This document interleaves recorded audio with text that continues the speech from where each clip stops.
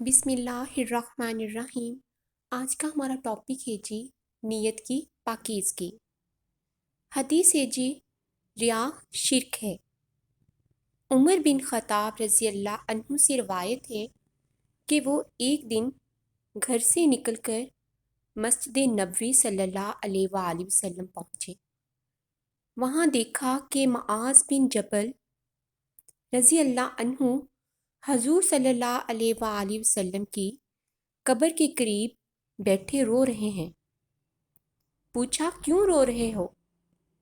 معاذ بن جبل رضی اللہ عنہ نے کہا ایک بات میں نے نبی صلی اللہ علیہ وآلہ وسلم سے سنی تھی، وہی بات مجھے رلا رہی ہے۔ آپ صلی اللہ علیہ وآلہ وسلم نے فرمایا تھا تھوڑی سی ریا بھی شرک ہے۔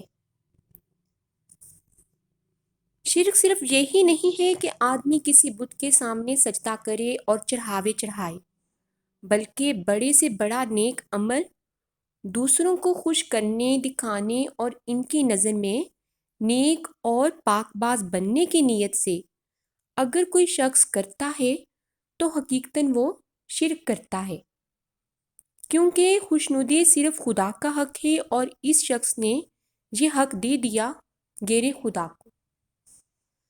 Thanks for watching. Subscribe my YouTube channel. Jazakallah.